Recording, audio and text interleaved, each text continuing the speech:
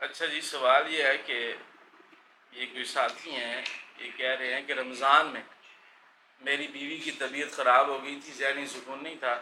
اس کا علاج وغیرہ چل رہا تھا، اسی دوران ہمارے درمیان لڑائی بھی ہوتی رہی۔ ایک دن اس کی والدہ اور خالہ ہمارے گھر آ کر اسے آپ نے ساتھ لے کر چلے گئے۔ میں جب گھر آیا اور بیوی کو نہیں پایا تو مجھے سخت غصہ آیا، کیونکہ میں شراب پی کے گھر آ گیا تھا، پھر میں ساتھ کے گھر چلا گیا اور اپنے ساتھ بیوی کو گھر لے آیا۔ یہ بدھ کا دن تھا، پھر جمعرات کے دن میں اپنی بیوی کو لے کر ساتھ کر کے وہاں ناشتہ کے بیوی نے ہمیں گھر میں کہتے تھے مجھے طلاق دی۔ اچھا جی، اس کا خلاصہ یہ ہے، کہنا یہ چاہ رہا ہے کہ میں نے شراب پی ہوئی تھی اور میں نے ایک طلاق دی جس کا مجھے کوئی خبر نہیں ہے، میری بیوی کہہ رہی ہے کہ آپ نے مجھے کہا کہ میں نے آپ کو طلاق دے دی۔ تو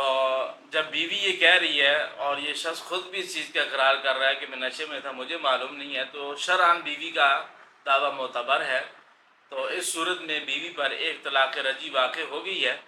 تو آگے سے لکھا ہوا ہے کہ ہم کچھ دن میاں بیوی کی طرح ہی رہے ہیں، یعنی ازدواجی تعلقات بھی قائم کی ہیں، تو صورت میں رجوع قائم ہو چکا ہے، لہذا یہ میاں بیوی کی طرح رہ سکتے ہیں آپس میں، اور دو طلاق کا حق جو ہے اس کو باقی حاصل ہوگا۔